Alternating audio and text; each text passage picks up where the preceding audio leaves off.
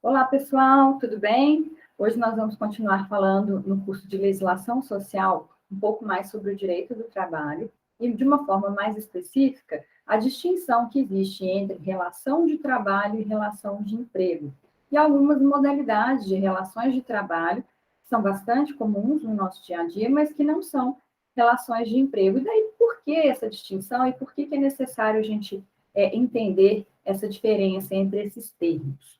Porque a aplicação da legislação trabalhista, composta pelo artigo 7º da Constituição Federal de 88, a CLT e as leis esparsas, as leis que estão fora da CLT, mas que compõem um conjunto de normas, as quais a gente chama de direito do trabalho, elas só se aplicam quando há relação de emprego ou em situações em que expressamente há uma extensão, uma determinação de aplicação para outras relações que não sejam propriamente de emprego.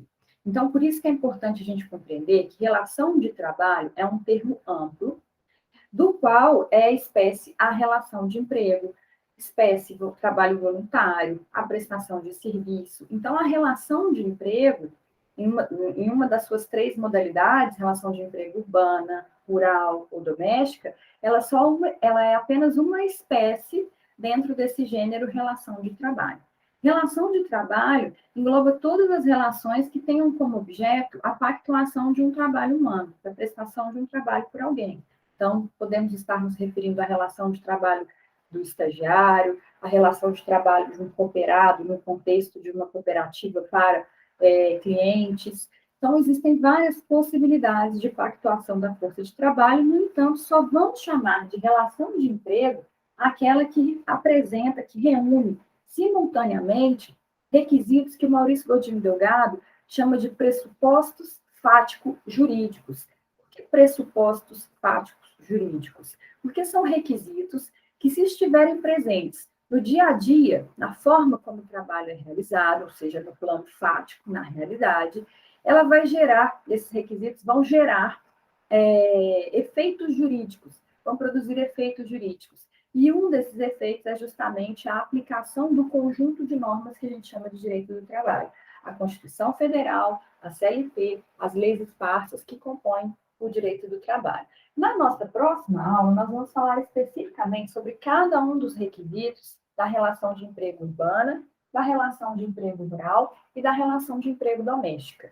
Mas apenas para que a gente tenha uma noção e possa compreender melhor a distinção em relação a outras formas de relação de trabalho que não são relação de emprego, vale a pena dar uma pincelada geral aqui sobre os requisitos que compõem o vínculo de emprego urbano.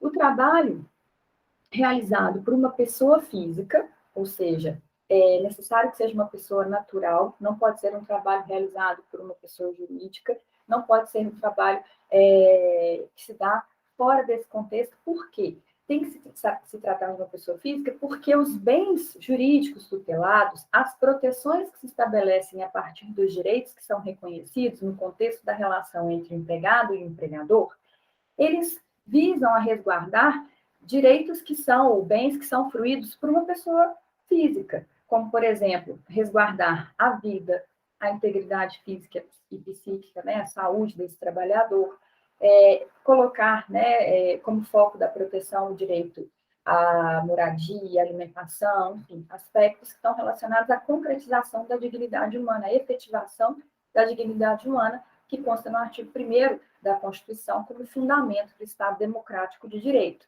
Então, trabalho prestado por pessoa física, que é o objeto de estudo, que é o foco da proteção do direito do trabalho, porque é aí que reside a desigualdade que justifica a aplicação dos princípios aos quais nos referimos na aula passada. Por exemplo, o princípio da proteção, né? No sentido de criar proteções e vantagens jurídicas, presunções favoráveis ao trabalhador para tentar amenizar o desequilíbrio que existe no contexto econômico nesta relação com o empregador. Além do trabalho prestado por pessoa física, se caracterizará em vínculo de emprego se o trabalho for realizado também, junto com os outros 4 requisitos que eu ainda vou falar, mas o trabalho realizado com pessoalidade. Isso significa uma infungibilidade, uma impossibilidade desse trabalhador se fazer substituir por outra pessoa no dia a dia da prestação do trabalho. É uma relação intuito persona, é uma relação que foi baseada na confiança naquela pessoa, depositada naquela pessoa. Então, é uma relação que a gente diz com caráter personalíssimo, não pode haver substituição daquele trabalhador por outro. Então, isso significa a pessoalidade. Além disso, o trabalho tem que ser realizado de forma não eventual. A não eventualidade está relacionada à habitualidade, a expectativa que o empregado tem de prestar o serviço e a expectativa que o empregador tem de que esse serviço lhe será prestado. Tem a ver com a integração na rotina normal de um empreendimento, seja para produzir um bem, seja para prestar um serviço. Então, não é assim, quando há necessidade, acontece um evento específico, por exemplo, necessidade de consertar uma máquina, o empregador, o patrão chama uma pessoa para fazer o conserto. Isso aí é um evento específico. No contexto da relação de emprego, existe uma prestação continuada do serviço. Ela pode até ser entrecortada no tempo, ela pode até não se dar de forma contínua todos os dias da semana, por exemplo. Pode ser que a gente tenha um trabalho não eventual de um garçom que trabalha somente aos finais de semana num clube, por exemplo, num clube recreativo, uma associação recreativa. O trabalho dele é habitual, a presença dele aos domingos é esperada, existe uma integração na rotina do empreendimento, aos fins do empreendimento, mas não é contínuo, não é todos os dias, né? Depois a gente também vai falar um pouquinho sobre o contrato intermitente, que é uma figura trazida com a reforma trabalhista, que tem algumas peculiaridades, mas é relação de emprego, e a gente vai falar mais especificamente dessa possibilidade de interrupção do trabalho no contrato intermitente. Então, já falamos, trabalho prestado por pessoa física, com pessoalidade, não eventualidade, de forma onerosa. A onerosidade, ela deve ser relacionada à expectativa, ou seja, aspecto subjetivo. O trabalhador põe ali a sua força de trabalho para prestar um serviço ou para produzir um determinado bem, com vistas a receber em troca do trabalho. Então, tem caráter contraprestativo, existe uma expectativa de pagamento pelo trabalho realizado. E, sob o viés objetivo, a onerosidade significa o efetivo pagamento pelo trabalho realizado. Além disso, é necessário que o trabalho seja subordinado, exista subordinação. A subordinação ela se manifesta de diversas maneiras, ela pode ser uma subordinação direta, pode-se verificar também nos trabalhos, que são trabalhos chamados intelectuais, e de várias etapas, inclusive no contexto de várias dimensões, inclusive no contexto da prestação de serviço por plataforma, né? É possível se falar de uma evolução da subordinação a partir de um critério reticular, a partir de um critério que a gente vai falar também nas nossas próximas aulas, mas de um critério diferente daquele que existia no contexto, por exemplo, da Revolução Industrial. As primeiras fábricas, as primeiras indústrias que surgiram, tinham essa subordinação clássica, essa subordinação direta, muito mais evidente, né? Era mais fácil de verificar a existência de comandos do patrão diretamente sobre a pessoa do trabalhador. Então, ordens relativas à realização, modo como o trabalho vai ser realizado, a fixação de horários de trabalho, a identificação de um posto de trabalho, tudo isso está relacionado à subordinação. Subordinar significa estar sob ordens de alguém. Então, a subordinação significa uma evolução, uma construção que a nossa doutrina, que a nossa jurisprudência, que o nosso direito brasileiro fez a partir do que consta no artigo 3º da CLT. O artigo 3º da CLT fala que o empregado está sob dependência do empregador. Ele fala da figura do empregador como sendo a pessoa. Artigo 2º e 3º da CLT tratam o empregador como sendo o sujeito que, no contexto de uma relação com o empregado, é aquele que admite e dirige a prestação pessoal dos serviços. E o trabalhador está sob dependência dele. Esta dependência já foi considerada econômica, já foi considerada intelectual, mas técnica, né, na verdade, quanto ao modo de realização do serviço, mas o conceito que hoje, né, a definição que hoje prevalece em torno dessa dependência é que ela é jurídica, ela decorre do contrato. O que significa isso? Que é a subordinação. Significa que o empregado, no contexto dessa relação com o empregador, ele aceita, a partir do momento que celebram ali um contrato, não precisa ser um contrato escrito, como a gente vai ver melhor nas nossas próximas aulas, pode ser até um ajuste verbal, um ajuste tácito. O fato é que há um combinado para que esse empregado preste serviço para o empregador. E aí, com isso, ele aceita restringir a sua liberdade, aceita restringir a sua vontade no agir inserido dentro desse empreendimento, para a prestação de um serviço ou para a produção de um determinado bem. Então, subordinário ou subordinação é estar sob as ordens de alguém, aceitar ser dirigido, aceitar ser comandado por alguém, seja quanto ao modo de realizar o serviço, a definição de diretrizes, uso de uniforme, horário de chegada, horário de saída, regras internas. Então, nesse sentido é que a gente tem uma subordinação mais direta sobre a pessoa do trabalhador. Mas não significa que, por exemplo, no trabalho de um médico ou de um advogado, não exista subordinação, porque apesar do empregador, nesses contextos de trabalho intelectual, não tratar diretamente, não falar diretamente como o trabalho deve ser realizado, esse médico, esse engenheiro, esse advogado, apesar deles terem conhecimento técnico específico, às vezes até maior do que aquele que é o superior hierárquico, do que é o chefe, do que é o empregador, ele está inserido dentro de um empreendimento, dentro de um contexto em que ele tem que observar as diretrizes, as regras de funcionamento, horários, enfim, as diretivas, as determinações do empregador. Então, sob a perspectiva do empregado, existe a subordinação, e sob a perspectiva do empregador, existe um conjunto de prerrogativas, que a gente chama de poder empregatício, que lhe permitem definir regras de organização, regras de realização do trabalho. Esse é o poder diretivo, né? Esse poder diretivo, ele se estabelece também com a definição de regras, poder regulamentar, poder de fiscalização, poder fiscalizatório do empregador, inclusive podendo aplicar punições para o empregado que deixa de observar regras específicas, regras gerais, no contexto da realização de um serviço, né, da prestação do trabalho. E aí a gente chama isso de poder disciplinar, poder de aplicar advertência, suspensão, até mesmo a dispensa por justa causa, caso não sejam observadas essas regras. Então, somente se caracterizará a relação de emprego urbana se estiverem presentes, ao mesmo tempo, esses 5 requisitos. Para as modalidades de emprego urbano e doméstico, existem algumas peculiaridades, alguns requisitos que vão ser específicos e diferentes desses que a gente falou para a relação de emprego urbana. A gente vai se dedicar a eles na próxima aula. Mas é importante também atentar para essa nomenclatura que o professor Maurício Godinho Delgado utiliza, pressupostos fático-jurídicos. Por quê? Porque daí, gente, vem também, né, está relacionada a essa nomenclatura, a noção de contrato-realidade. O que significa isso? Nós falamos sobre o princípio da primazia da realidade sobre a forma na aula passada. Significa que, mesmo que esteja formalizada uma determinada situação jurídica, se na realidade ficar constatado que era de outra forma, que a realidade se revelava de outra forma, vai prevalecer a realidade em detrimento do que está formalizado. Então, primazia da realidade é prevalecer a realidade sobre aquilo que está formalizado, sobre aquilo que está escrito. Prevalência da realidade sobre a forma. Certo?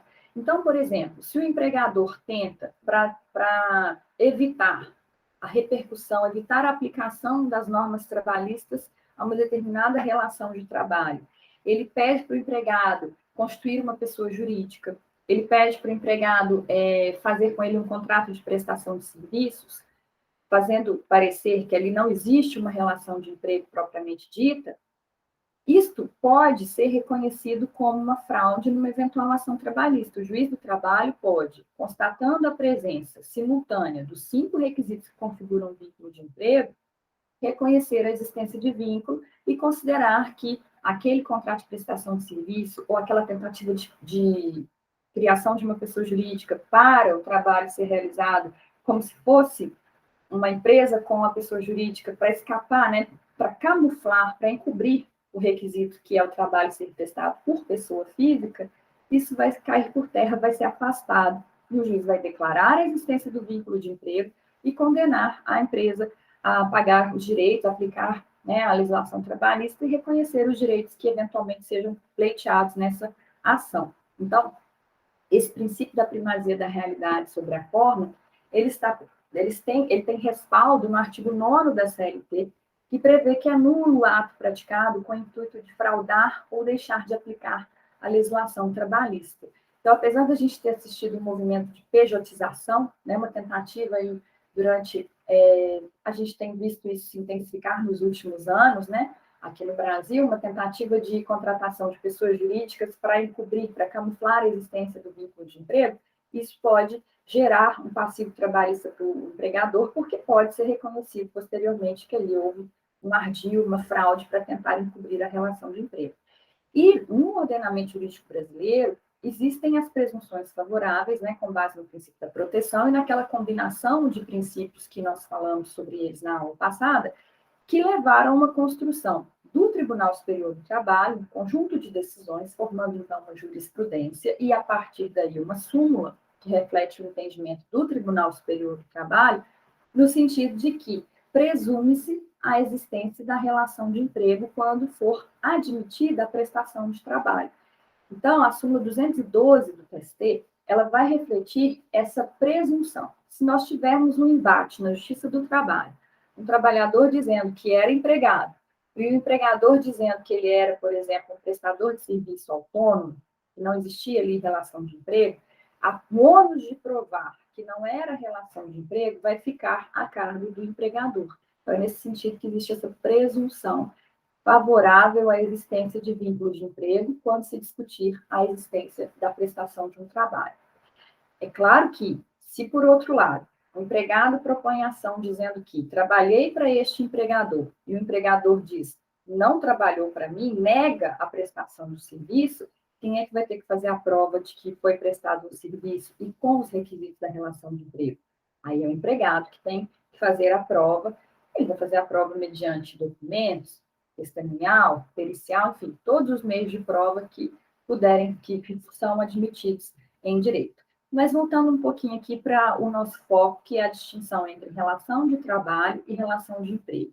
Existem várias situações em que nós podemos ter esses elementos que caracterizariam o vínculo de emprego, mas que por expressa exclusão legal, então por uma determinação da própria lei, não vão caracterizar o vínculo de emprego. E aí um bom exemplo para a gente falar sobre isso é justamente a hipótese da gente ter um servidor público. Os servidores públicos, eles, antes da Constituição de 1988, eles poderiam ser submetidos a mais de um tipo de regime jurídico. Então, existia a possibilidade de contratação dos servidores públicos integrarem os quadros da administração pública mediante vínculo administrativo, estatutário, ou vínculo seletista. Posteriormente, com a Constituição de 1988, foi criado o regime único. E aí a única forma de ingresso passou a ser a contratação mediante prévia aprovação em concurso público, e o vínculo seria, então, estatutário. Mas o que começou a acontecer? Né? Começou a acontecer, não. Vamos lembrar que a emenda constitucional número 19, de 1998, ela voltou a prever a possibilidade de existir mais de um tipo de regime jurídico para os servidores públicos. Então, atualmente, o que nós temos? Nós temos os servidores que têm vínculo estatutário, estão sob regime jurídico único ou sob vínculo denominado de função pública, que eles não são seletistas, não se aplica a eles a CLT, mesmo que estejam presentes os requisitos que caracterizam o vínculo de emprego? Sim, por expressa exclusão constitucional, artigo 37 da Constituição vai tratar de uma forma diferente, temos os estatutos específicos, né, para regular o trabalho do servidor federal, estadual, municipal. Mas é possível que a gente tenha servidores com vínculo seletista. É possível que, em algumas situações, haja contratação de servidores públicos que são regidos pela CLT, mas aí são situações específicas e previstas.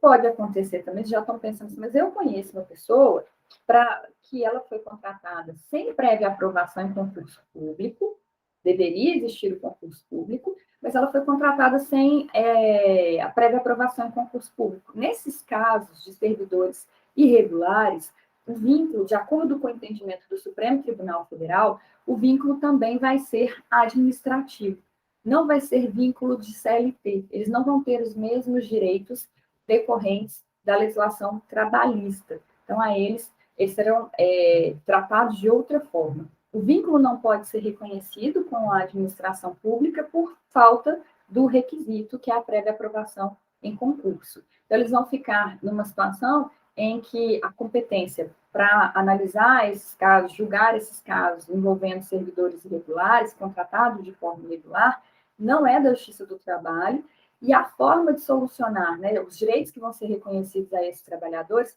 não serão nem os seletistas e nem aqueles previstos regularmente para os servidores que são previamente aprovados em concurso público. Numa outra aula, a gente vai falar mais especificamente sobre quais seriam esses direitos, mas é possível, existe jurisprudência no sentido de reconhecer uma indenização por danos materiais a esses servidores, mas também há entendimentos que para eles seria devido. O entendimento que o TST adotava era no sentido de que eles receberiam apenas o valor das horas trabalhadas e o correspondente ao FGTS. Mas a gente vai falar mais um pouquinho sobre isso mais para frente, tá bom? Além disso, é possível que a gente tenha também o trabalho autônomo. O que seriam os trabalhadores, ou quais seriam os trabalhadores autônomos? Autônomo, gente, é o tipo de trabalho em que falta o elemento subordinação. Então, o trabalhador autônomo é aquele que tem a capacidade de tomar as decisões em relação ao modo de realizar o trabalho, traduz a noção de que o próprio prestador vai definir, vai concretizar a realização desse trabalho de acordo com a vontade dele.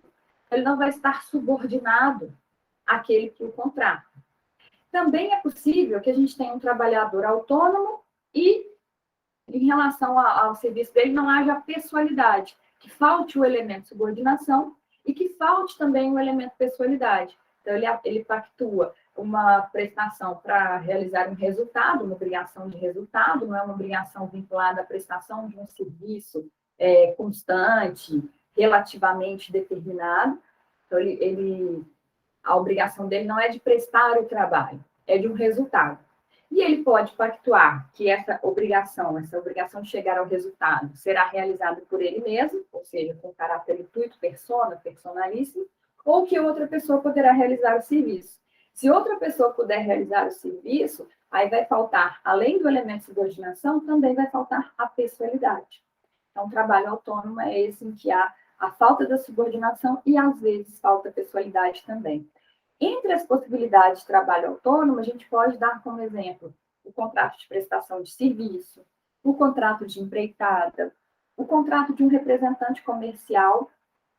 Representante comercial é uma figura que existe bastante, né, no nosso dia a dia. Então, a gente pode ter uma pessoa, por exemplo, que faz uma intermediação entre uma indústria de laticínios e um supermercado na condição de representante comercial. Então, ela vai visitando os supermercados e vai receber um percentual sobre as vendas realizadas, mas na condição de autônoma, na condição de representante comercial e não na condição de empregada, com horário, rota definida, tendo que prestar contas daquelas vendas que ela realizou, enfim, né? É um outro contexto de prestação de trabalho. Nos casos de prestação de serviço, o ajuste, o objeto, é a realização de um trabalho. Como eu falei, uma prestação de resultado, não como um processo, não como inserido dentro de um contexto de um empreendimento, né? Para a produção de um bem, para a prestação de um serviço. Então, eu vou, por exemplo, fazer um serviço de consultoria. Eu vou participar de uma etapa dentro da empresa que tem data certa para começar, data certa para terminar, vou fazer aquela intervenção pontual e pegar para ela um diagnóstico para dizer quais são as medidas que ela deve fazer para melhorar, por exemplo, o serviço de telemarketing dela. Então, o serviço de consultoria tem essas características, poderia ser realizado de forma autônoma por um prestador de serviço. Obrigação e resultado. Pode ser também, dentro desse contexto do trabalho autônomo, uma empreitada. A diferença da prestação de serviço para a empreitada é que na empreitada a gente tem como objeto um resultado específico também, mas ele é delimitado, é uma obra. Então, uma reforma, é uma construção, né? Enfim, edificação de uma obra. Ah, professora, mas nesses exemplos que você deu, a gente poderia também ter a subordinação. Sim, é possível que a gente tenha uma pessoa, um tomador, que queira contratar alguém para a realização de uma obra certa ou para a prestação de um serviço de consultoria na condição de empregado.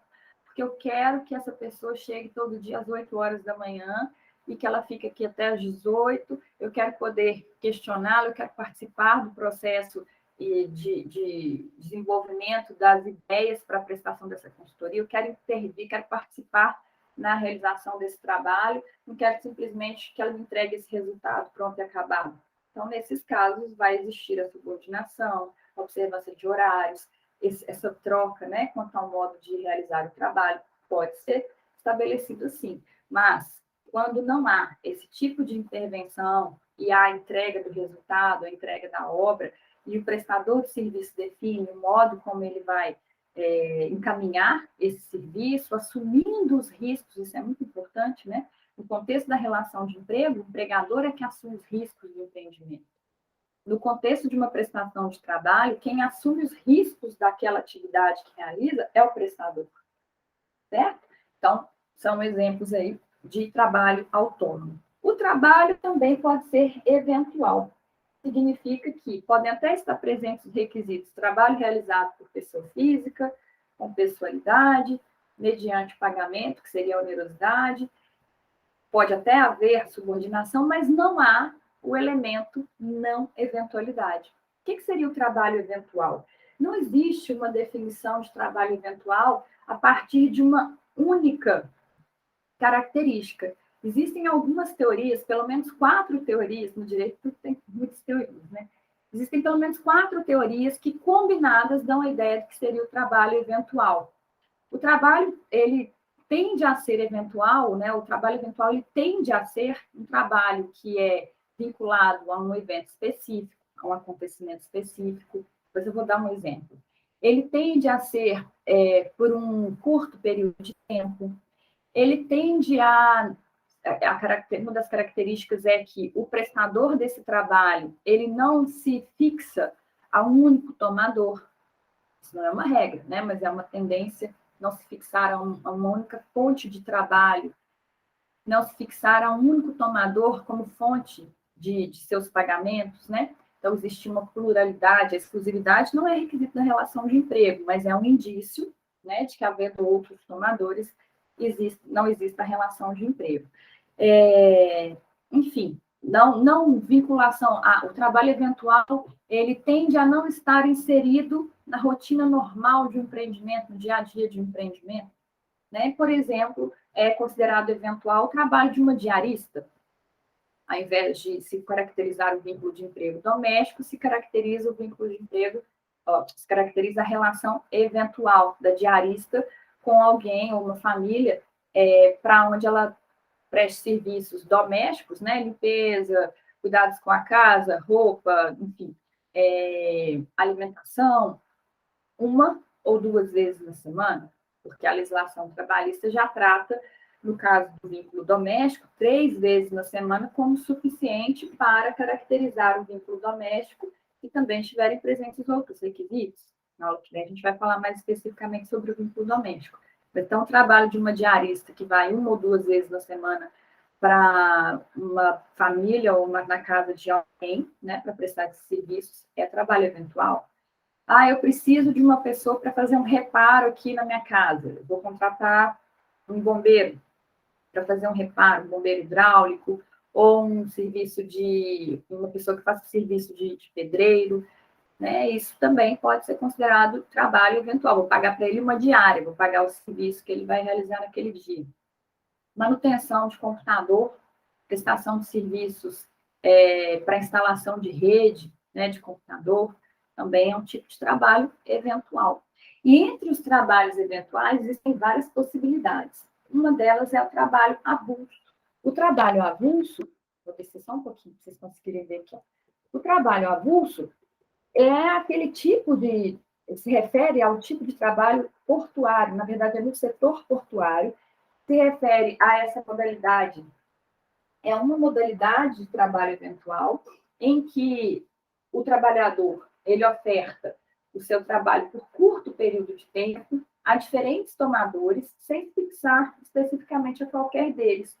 Ah, você, mas por que então tem a diferenciação? Por que você não chamou logo esse trabalhador de eventual? Porque o avulso ele tem uma peculiaridade, que é atuar especificamente no setor portuário, e, além disso, o trabalhador avulso ele trabalha por meio de uma entidade intermediária. Existe um órgão intermediador, que a gente chama de órgão de gestão de mão de obra. Esse órgão de gestão da mão de obra é que vai fazer intermediação. O trabalhador portuário, ele não vai lidar diretamente com o tomador. Ele vai, a partir dessa intermediação que é feita pelo órgão gestor de mão de obra, oferecer o serviço dele para distintos tomadores, como, por exemplo, armazém de portos, navios que estão carregando, descarregando, importadores, exportadores de modo geral. Então, esses tipos, né, de serviços que acontecem nesse segmento. Então, essa entidade, que é a gestora da mão de obra, ela vai arrecadar o valor correspondente à prestação de serviço e vai fazer o pagamento para os trabalhadores. Então, é uma intermediação que é feita pelo órgão gestor de mão de obra. O trabalho voluntário, ele se diferencia da relação de emprego por faltar o elemento onerosidade. O trabalho voluntário é aquele que é prestado com ânimo e causa benevolentes. Então, é um trabalho gracioso, não existe uma expectativa de receber pelo trabalho realizado. Então, ele se contrapõe, essa graciosidade, ela se contrapõe à onerosidade que é necessária no contrato de trabalho, na relação de emprego. Agora, um aspecto que é muito importante é que a gente faça a diferenciação. Às vezes, vai ser necessário que o juiz do trabalho ele investigue se existia onerosidade sobre o aspecto subjetivo. Em que sentido? Não haver pagamento significa, então, não tinha onerosidade sobre o aspecto objetivo, não teve o efetivo pagamento pelo trabalho realizado. Mas eu não posso, só com isso, concluir, então, não tinha onerosidade e se tratava de trabalho voluntário, de trabalho com ânimo e causa benevolentes? Não, eu vou ter que investigar. Tá, não houve pagamento, mas não houve pagamento porque essa pessoa estava numa situação de trabalho voluntário ou porque ela estava sendo explorada? Então, a gente tem que analisar também o aspecto subjetivo. O ânimo, a intenção dessa pessoa ao prestar o trabalho, era realmente ânimo benevolente ou ela tinha expectativa de receber pelo trabalho realizado? O ânimo era contraprestativo, ela tinha intenção de receber algo em troca, estava sendo explorado, então isso não vai impedir o reconhecimento da relação de emprego se estiverem presentes os demais requisitos. Então, é muito comum, gente, infelizmente, né, algumas situações ainda de trabalhos que são realizados em condições análogas à de escravidão, e é muito comum ainda que a gente tenha trabalhadores que vão prestar serviços e que não recebam efetivamente pelo trabalho. E aí, em troca do trabalho, o empregador dá para eles possibilidade de morarem numa parte da terra e dar, por exemplo, comida. Não é possível, dentro do nosso ordenamento jurídico, esse tipo de contratação. Então, aí, nesse caso, a pessoa não está recebendo, mas ela está numa situação de exploração.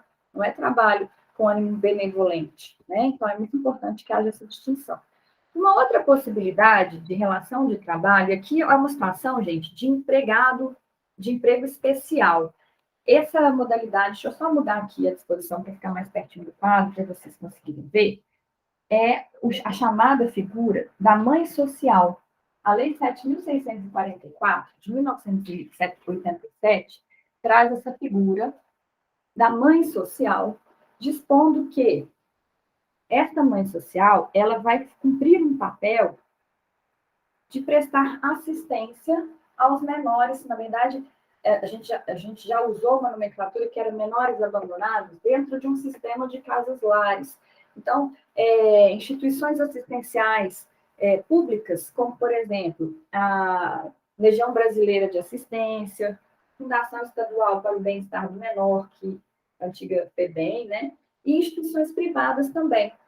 Só que, a princípio, essa mãe social, que era chamada também de mãe crecheira, ou tinha outros nomes, ela não tinha um reconhecimento jurídico. Não existia uma previsão em lei sobre o trabalho que era realizado pela mãe social, e essa falta de amparo legal tornava essa profissão desprotegida. Ela não tinha direitos trabalhistas, não tinha direitos previdenciários, e a jurisprudência, né, durante muito tempo, os nossos tribunais entendiam que a mãe crecheira ou a mãe social, ela não era empregada porque não tinha nenhum tipo de ajuste, definição na lei sobre qual seria a remuneração, sobre quais seriam as atribuições.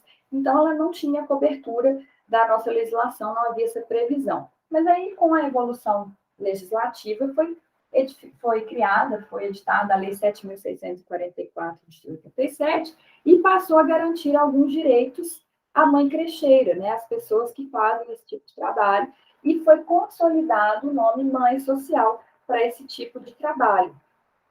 O artigo 2º dessa lei prevê que a mãe social é aquela pessoa que se dedica à assistência do menor, exercendo o seu encargo social dentro dessas casas lares. Essas casas lares, por sua vez, elas podem abrigar, elas são unidades residenciais, que podem abrigar até 10 menores que ficam sob a responsabilidade da mãe social. Esse conceito também está na lei, e a ideia é que haja formação com várias casas lares, que haja formação de uma aldeia assistencial ou uma vila de menores. Então, o intuito, né, com a lei é esse reconhecimento e criar a possibilidade desses menores serem acolhidos, de terem uma representação ali do que seria um ambiente familiar. E essa atividade de caráter social, portanto, gera uma condição de trabalho que é chamada de emprego especial, ou é uma empregada especial, por quê? Não são reconhecidos a elas todos os direitos decorrentes da relação de emprego, mas alguns direitos, como, por exemplo, a gente vai falar deles aqui para frente, mas como, por exemplo, a previsão de pagamento, que antes não existia, passaram a ser reconhecidos. Mas quais são os requisitos? O que é necessário para que se caracterize essa figura, né, da mãe social? Tem que ter uma idade mínima, a lei fala na idade mínima de 25 anos. É necessário que ela seja submetida a testes, avaliações para saber se ela tem boa saúde, sanidade mental e física.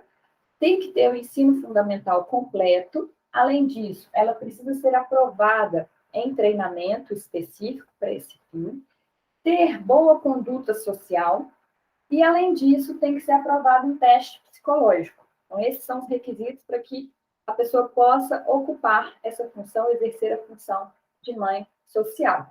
Além disso, entre as atribuições da mãe social, a primeira delas é justamente que ela resida nessa casa lar, que a responsabilidade dos menores, até 10 menores, recai sobre ela, e ela vai prestar o serviço dentro dessas casas lares. E o objetivo, né, entre as atribuições dela, o objetivo é justamente propiciar condições próprias de uma família, administrando esse lar, realizando ali, organizando as tarefas pertinentes ao dia a dia, né, de uma rotina familiar, e dedicando-se exclusivamente, a lei exige a dedicação exclusiva aos menores e à casa-lar que lhes forem confiadas. Então, essas são as previsões que a lei traz sobre as atribuições. Em relação aos direitos e as garantias para essas mães sociais, o artigo 5º da lei estabelece alguns direitos, como, por exemplo, o direito ao repouso semanal remunerado, o direito à anotação da carteira de trabalho e previdência social, remuneração em valor não inferior ao salário mínimo. Precisa também, né, a lei prevê que ela vai ter direito ao apoio técnico, administrativo para a manutenção dessa casa, financeiro para desempenhar essas funções, né, então auxílios para poder bancar. Além disso, ela vai ter direito a férias, 30 dias de férias. A lei não fala, mas consectário, né, desdobramento do direito às férias é o acréscimo de 1/3. Além disso, ela vai ter direito à Seguridade Social, então ela vai ter benefícios previdenciários assegurados. gratificação natalina, que é o 13º salário, e o direito ao FGTS. Mas a lei não fala sobre horas extras, por exemplo, não fala sobre regulamentação da jornada. Existem autores que entendem que ela, então, não teria direito a outros direitos, além daqueles que estão expressamente previstos por causa da condição de empregada especial, mas é possível encontrar decisões que sustentam que deveria ser adotada uma interpretação ampliativa, né, progressista desses direitos. Mas o entendimento majoritário que prevalece nos nossos tribunais é de que os direitos que são reconhecidos às mães sociais são aqueles previstos especificamente na Lei 7.644 de 87. Então, portanto, não estando prevista a limitação da jornada, elas não teriam direito a horas extras, por exemplo, tá? Uma outra figura que também é bastante importante, aí eu vou falar de estágio, mas ainda temos aqui a relação dos cooperados, relação de cooperativa.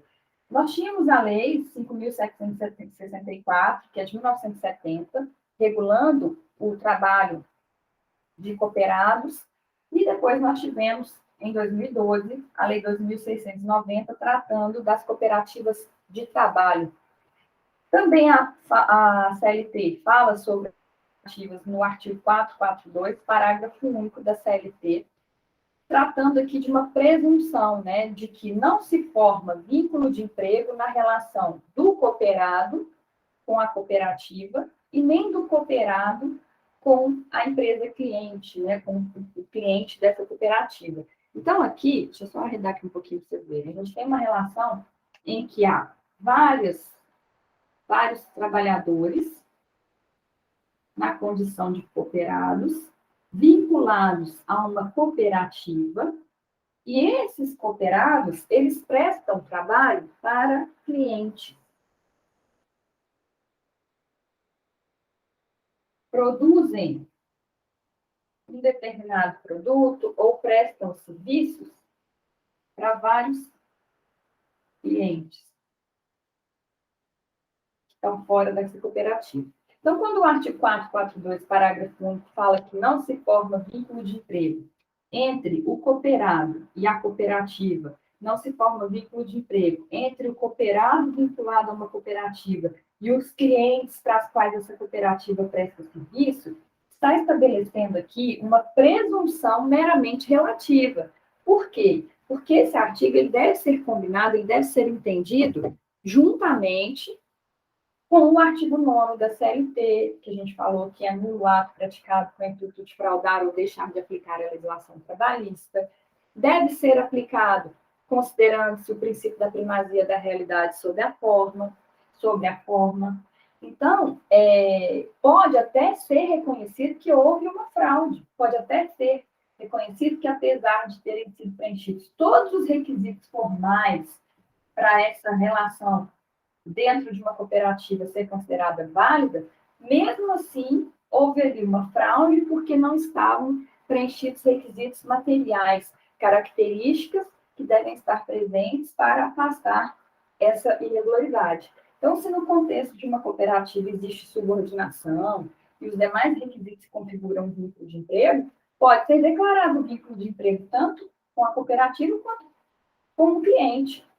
E como que a gente vai fazer essa análise? Primeiro, a gente vai ter que verificar se estavam presentes os requisitos que configuram um vínculo de emprego e se estavam presentes dois requisitos que são específicos dessa relação de cooperativa. Quando um cooperado ele se vincula a uma cooperativa, ele faz com o intuito de integrar essa associação e ele vai assumir duplo papel. Como assim, dupla qualidade? O cooperado, ele é, ao mesmo tempo, uma peça dentro dessa cooperativa que presta serviço para clientes, presta serviço para outros cooperados, mas ele também é cliente da cooperativa. Então, o cooperado, quando ele integra uma cooperativa, ele também está visando que a cooperativa lhe preste serviços. Ele também está visando ali uma retribuição pessoal diferenciada, melhor do que o que ele teria se estivesse sozinho, como autônomo ou como eventual. Vamos entender? Se eu falo, por exemplo, uma cooperativa de táxi, Dupla qualidade. O taxista, ele vai também, ele se beneficia, ele é cliente da cooperativa, por quê? Ele vai se valer da central de telefone, ele vai ter um aumento do seu potencial de mercado, né? Ele vai conseguir atender um número maior de clientes do que ele atenderia se ele estivesse trabalhando sozinho. E isso vai proporcionar para ele ganhos maiores, vantagens maiores. Por exemplo, ele vai ter convênio para abastecer o veículo, vai ter convênio para troca de carro, vai ter convênio para manutenção das peças. Pode ser que tenha benefícios, essa cooperativa crie benefícios, por exemplo, assistência médica, assistência odontológica, várias questões, auxílios, né, como, por exemplo, auxílio para situações de dificuldade, quando esse trabalhador não tiver em condições de trabalhar. Então, é nesse sentido que devem ser analisadas as relações de cooperado. Devem existir assembleias, a possibilidade de participar dessas assembleias, mas, ao mesmo tempo, ele também é um trabalhador, ele presta, quando a cooperativa convoca, ele vai trabalhar em nome da cooperativa.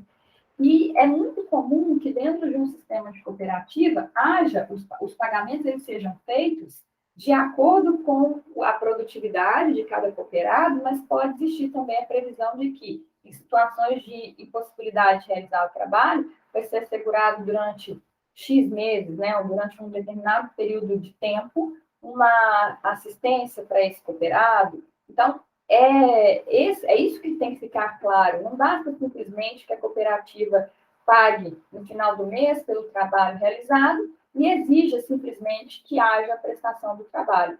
Então, é necessário que fique evidente o preenchimento desses dois requisitos. A dupla qualidade, que significa que essa pessoa filiada, ela é ao mesmo tempo cooperada e cliente, ela tem vantagens decorrentes de ser cooperada, e também que ela consiga ter uma retribuição pessoal diferenciada, ou seja, ele vai ter um ganho, vai ter um conjunto de vantagens que vai potencializar, que vai ser um diferencial, caso ele estivesse, né, que vai se diferenciar do que ele faria, do que ele conseguiria receber caso estivesse trabalhando sozinho de forma autônoma. E se não ficar caracterizado o preenchimento desses requisitos, é sim possível o reconhecimento do vínculo de emprego, seja com a cooperativa, seja com o cliente, certo? E uma outra modalidade é o trabalho do estagiário, né? A relação de estágio. A relação de estágio, de todas essas que a gente falou até agora, é a que mais se aproxima da relação de emprego. É possível que o estagiário reúna todos os 5 requisitos caracterizadores do vínculo de emprego e, mesmo assim, não tenha reconhecido o vínculo de emprego? Sim, porque se estiverem presentes os requisitos formais e materiais que a legislação de estágio estabelece, vai prevalecer por expressa exclusão da lei a inexistência do vínculo de emprego. Então, coloquei aqui para vocês, ó, a lei, a partir de 2008, a lei 11.788, ela que passa a regular o contrato de estágio no Brasil, tratando sobre o conceito, a natureza jurídica do estágio. O contrato de estágio, ele pode até reunir, então, 5 requisitos que, se estiverem presentes, requisitos do vínculo de emprego, mas estando presentes os requisitos formais e materiais que essa lei estabelece, não vai ser reconhecido como empregado. Então, é uma situação que a gente chama de expressa exclusão legal, que afasta a existência do vínculo de emprego.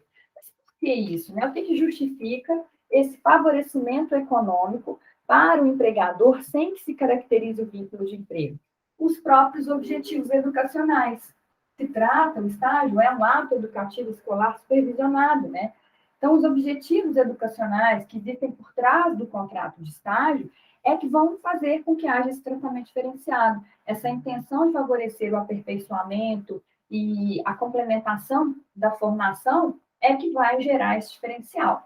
Então, não pode o estágio, gente, infelizmente a gente sabe que isso acontece, mas o estágio não pode ser utilizado simplesmente para baratear a mão de obra. Não se trata simplesmente de preparar o estudante para o mercado de trabalho, não é só uma experiência de trabalho. O estágio ele tem que permitir uma conciliação entre o que está sendo aprendido na escola, na universidade, com a prática. Então, a ideia é justamente proporcionar essa interação entre o aprendizado e também essa experiência de vida, essa experiência profissional. Então, é necessário que o estágio ele faça parte do projeto pedagógico do curso, que haja essa previsão, né, que possa realmente integrar o itinerário que vai formar o estagiário. Então, vai depender do tipo de estágio para a gente considerar que ele é válido ou inválido, né? E, se não forem cumpridos esses requisitos, a consequência da inobservância é a possibilidade de ser reconhecido o vínculo de emprego, aplicando-se o artigo 9º da CLT, o princípio da primazia da realidade sobre a forma, né? Então, é possível que existam consequências para isso. A lei estabelece que um primeiro aspecto que tem que ser observado é justamente relacionado ao objetivo do estágio. Então, entre os requisitos materiais, é que o estágio possa efetivamente assegurar que esse trabalho seja realizado num ambiente adequado, que vise a preparação para o trabalho, que seja produtivo e que faça parte do projeto pedagógico de um curso.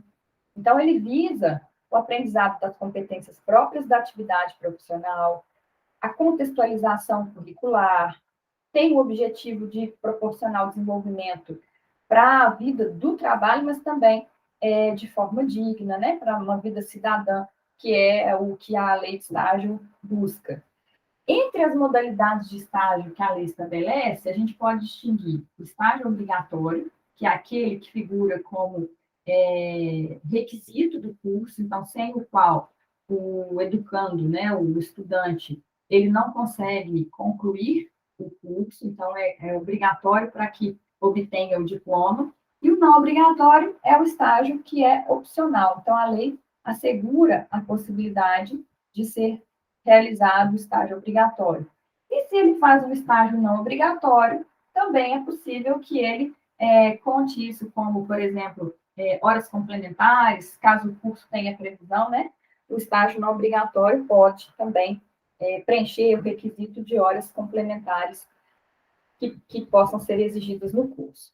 Entre os requisitos formais, deixa eu abaixar um pouquinho, entre os requisitos formais que a lei de estágio estabelece, em primeiro lugar, é que haja um contrato de estágio, que esse contrato de estágio tenha a qualificação das partes. A parte que concede o estágio, a parte favorecida, que é o estudante, e a instituição de ensino, que também tem que constar nesse contrato. Entre as possibilidades de concessão de estágio, quem são as instituições ou quais são os concedentes de estágio autorizados pela lei no artigo 9º? Podem ser pessoas jurídicas de direito privado, podem ser órgãos da administração pública direta, autarquias, fundação, de qualquer poder, da União, do Estado, dos municípios, do Distrito Federal. A parte concedente de estágio podem ser essas. E a Lei 11.788 de 2008, ela ainda criou expressamente a possibilidade de profissionais liberais de nível superior, que sejam devidamente registrados nos seus conselhos respectivos, poderem oferecer o estágio. Por exemplo, um advogado poder oferecer um estágio sem ser uma pessoa jurídica. A lei anterior não previa isso, mas a jurisprudência, né, a doutrina, já consideravam que, se não fossem frustrados os objetivos do estágio, que poderia ser uma pessoa física o concedente do estágio sem problemas. Mas é importante que haja essa regular vinculação ao conselho de representação daquela profissão. E existem obrigações que são específicas para essa parte que concede o estágio. Por exemplo, celebrar o termo de compromisso, que é esse contrato de estágio, né, o termo de compromisso que a gente chama, com a instituição de ensino e o educando. Então, a entidade concedente, a parte concedente do estágio, tem que cuidar de celebrar esse termo de compromisso com a instituição de ensino e com o estagiário. Além disso, a parte concedente, ela tem que ofertar instalações que tenham condições de proporcionar ao estagiário atividades que efetivamente permitam a aprendizagem. Também precisa de indicar um funcionário dentro do quadro de pessoal para acompanhar, para orientar o estagiário, supervisionar até 10 estagiários ao mesmo tempo, no máximo. É muito comum, né, gente, a gente ter situações em que o estágio, principalmente no direito, isso acontece muito. O estagiário fica lá, hoje em dia eu não posso nem falar juntando papel ou carimbando, né, porque com as tecnologias isso está cada vez menos usual. Mas era muito comum a gente ter estágios em que a pessoa ficava simplesmente buscando processo na Justiça do Trabalho, na Justiça Comum, nos fóruns, sem que houvesse efetivamente uma orientação, sem que houvesse, de fato, um aprendizado. Além disso, a instituição que concede o estágio, ela precisa também de contratar o seguro de acidentes pessoais. É obrigatório que tenha um seguro de acidentes pessoais. Se tratando de estágio obrigatório, que é aquele que tem previsão no currículo do curso, pode ser que essa obrigação seja assumida pela instituição de ensino. Mas, via de regra, de acordo com a lei, quem tem que contratar o seguro contra acidentes pessoais é a parte concedente do estágio. Quando houver o fim do estágio, a parte concedente tem que entregar o termo para o estagiário, para que ele possa ter, né, um comprovante, a comprovação das atividades que ele desenvolveu, o período, como foi a avaliação de desempenho dele. Além disso, essa instituição concedente, ela também tem que deixar à disposição dos órgãos de fiscalização todos os documentos para comprovar que esse estágio aconteceu, o período que ele durou.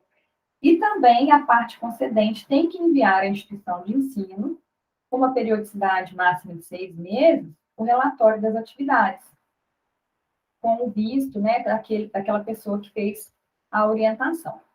E o favorecido pelo estágio pode ser qualquer pessoa, eu posso ir ali em qualquer lugar e pedir um estágio? Não, favorecido pelo estágio, de acordo com a lei, tem que ser um estudante. Então, o primeiro requisito é que esse favorecido pelo estágio ele seja um estudante que esteja efetivamente matriculado e frequentando de forma regular a rede de ensino pública ou particular.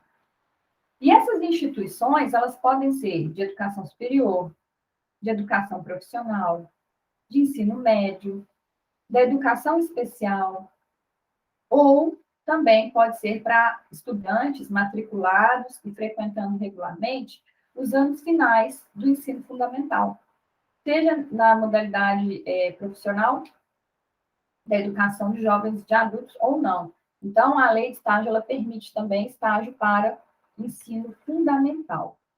E aí, gente, como que fica essa questão relativa à contratação de os direitos, né, que devem ser concedidos aos estagiários? As instituições de ensino vão ser as correspondentes a esses cursos que eu mencionei. E os direitos? Quais são? Todo mundo fica querendo saber, né? Quais são os requisitos, as regras imperativas?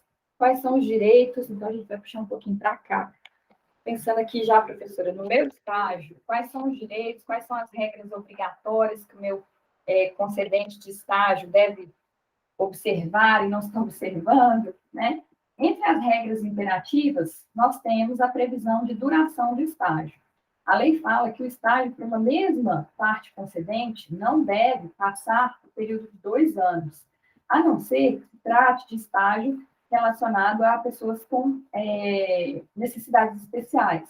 Aí sim pode ser que o estágio tenha um prazo maior de duração. Então, para o portador de deficiência, o estágio pode durar até mais do que 2 anos. Fora isso, o limite é de 2 anos. A lei também prevê um recesso anual de 30 dias, ou proporcional. Então, para cada ano, 30 dias. Se o seu contrato de estágio ainda não completou 1 ano, o seu recesso vai ser proporcional, de acordo com o tempo de duração do seu contrato. E aí, se for uma hipótese em que é um estágio remunerado, esse recesso também vai ser remunerado. Se for um estágio não remunerado, vai ser só o recesso, período de descanso sem pagamento. Além disso, o seguro de acidentes é necessário que seja feito, né? Nós já falamos dele aqui.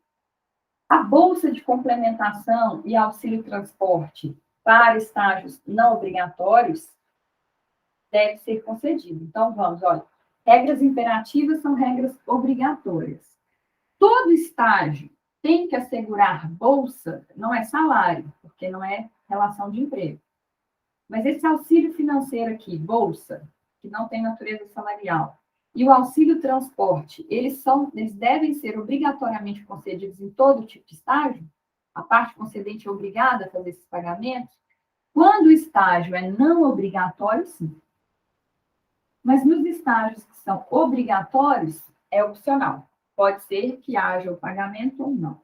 Então, estágio obrigatório pode assegurar bolsa de complementação e auxílio transporte ou não. O estágio que não é obrigatório, obrigatoriamente tem que assegurar, no mínimo, bolsa de complementação e auxílio transporte. Certo? Além disso, deixa eu abaixar aqui um pouquinho para vocês. E não tem previsão de piso, tá, gente, para estágio. Além disso, o estágio também, a parte concedente, ela tem que observar regras de saúde, segurança, fornecimento de equipamentos de proteção individual, quando for o caso, adotar medidas coletivas para proteger, né, esse estagiário. Então, isso também tem que ser observado. E em relação à jornada, a legislação prevê que a jornada do contrato de estágio, ela pode ser de no máximo 4 horas diárias, não ultrapassando 20 horas semanais, se a gente estiver falando de estudantes de educação especial e dos anos finais do ensino fundamental. Mas para outros estudantes que não são da educação especial, que não estão nos anos finais do ensino fundamental, a jornada pode ser de até 6 horas e a carga semanal de até 30 horas. Então, se for, por exemplo, estudante do ensino superior, da educação profissional de nível médio, do ensino médio regular, pode ser de até 6 horas por dia e até 30 horas por semana a carga de trabalho. Então, muito importante que vocês tenham noções, até para que vocês possam aplicar isso, né, para a vida de vocês, para que vocês tenham essa informação e o senso crítico, para que façam estágios que efetivamente possam contribuir para a formação, né, para esse diálogo, para essa integração entre a teoria e a prática. Então, pessoal, ficamos por aqui. Na nossa próxima aula, nós vamos falar sobre relação de emprego de uma forma mais específica. E até a próxima, então. Obrigada.